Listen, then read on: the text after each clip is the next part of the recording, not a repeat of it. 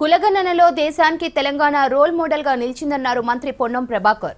రాహుల్ గాంధీ పోరాట ఫలితంగానే కేంద్రం జనాభా లెక్కల్లో క్యాస్ట్ సర్వేను చేర్చిందన్నారు.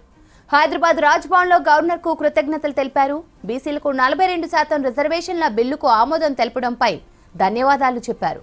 దేశంలో తొలిసారి కులగణనపై మాట్లాడింది రాహుల్ గాంధీ అన్నారు పీసీసీ చీఫ్ మహేష్ కుమార్ గౌడ్. ఆయన పోరాట ఫలితమే బీసీలకు రిజర్వేషన్లు అన్నారు. కార్యక్రమంలో కాంగ్రెస్ పార్టీకి చెందిన బీసీ ఎమ్మెల్యేలు, ఎమ్మెల్సీలు, ముఖ్య నేతలు పాల్గొన్నారు.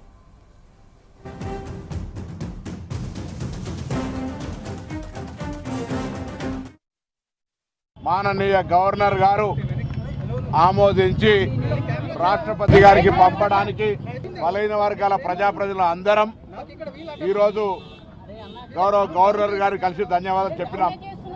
తెలంగాణ ప్రతిష్టాత్మకమైనటువంటి ఈ చట్టాన్ని తీసుకొచ్చి రేవంత్ రెడ్డి గారి నాయకత్వంలో ఉన్న ప్రభుత్వం దేశానికి రోల్ మోడల్గా 42% స్థానిక సంస్థల్లో విద్యా ఉపాధి అవకాశాలు రిజర్వేషన్ కల్పించే విధంగా చట్టం చేసి, చట్టం కంటే ముందు ఎంపైరికల్ డాటా ప్రామాణికమైనటువంటి సమాచారాన్ని సేకరించి సబ్ కమిటీ చేసుకొని, క్యాబినెట్ అప్రూవ్ చేసుకొని, శాసనసభ ఆమోదించుకొని చట్టాన్ని ప్రభుత్వానికి అనుమతి కొరకు కేంద్రానికి పంపేటువంటి సందర్భంలో రాష్ట్రపతికి గవర్నర్ గారు న్యాయపరమైనటువంటి అంశాలన్నింటినీ పరిశీలించి దాన్ని రాష్ట్రపతి గారికి పంపడం జరిగింది. అందుకు తెలంగాణ కాంగ్రెస్ ప్రజాప్రతినిధులం, బీసీ నాయకులం అందరం కూడా కలిసి ఈరోజు ధన్యవాదాలు చెప్పడం జరిగింది.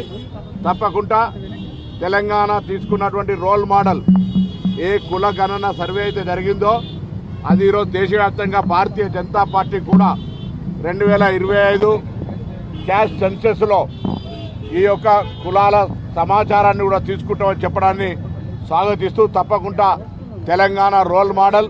దీని మీద ఎవరైనా విమర్శ చేస్తున్నటువంటి వాళ్ళు ఆత్మవిమర్శ చేసుకోవాలి. వీళ్ళు గతంలో వ్యతిరేకించిన వాళ్ళు ఇలా మా తెలంగాణ ప్రభుత్వ ఆలోచనను కేంద్రం మార్గదర్శకత్వంగా ఆదర్శంగా తీసుకుంటే జీర్ణించుకోలేక విమర్శిస్తున్నారు. వాళ్ళు అటువంటి వాళ్ళను పట్టించుకునే అవసరం లేదు.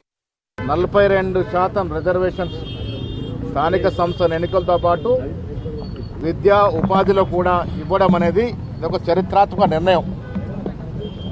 అది బిల్లు రూపంలో గవర్నర్కి పంపడం, గవర్నర్ గారు దాన్ని పరిశీలించి ఇవాళ రాష్ట్రపతికి పంపడం అనేది ఇదొక చారిత్రక ఘట్టం తెలంగాణ కాంగ్రెస్ పార్టీ చరిత్రలో.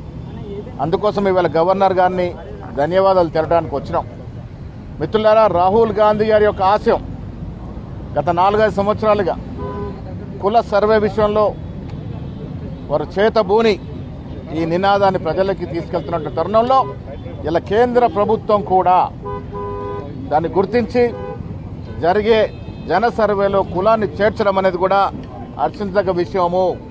ఇది అంతా కూడా క్రెడిట్ అంతా కూడా రాహుల్ గాంధీ గారికే పోతుంది. ఈ దేశంలో మొట్టమొదటి ఒక జాతీయ నాయకుడు కుల సర్వే గురించి మాట్లాడిండు అంటే అది రాహుల్ గాంధీ గారు.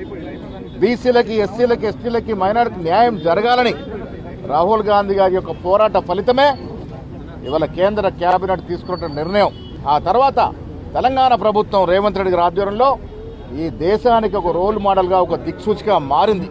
దానికి కారణం ఇక్కడ కుల సర్వే శాస్త్రీయబద్ధంగా జరగడం, దాంతో 42% రిజర్వేషన్ బిల్లు తీసుకురావడం. ఈ 2 పరిణామాలు ఇలా దేశ చరిత్రను మార్చే విధంగా ఉన్నాయి.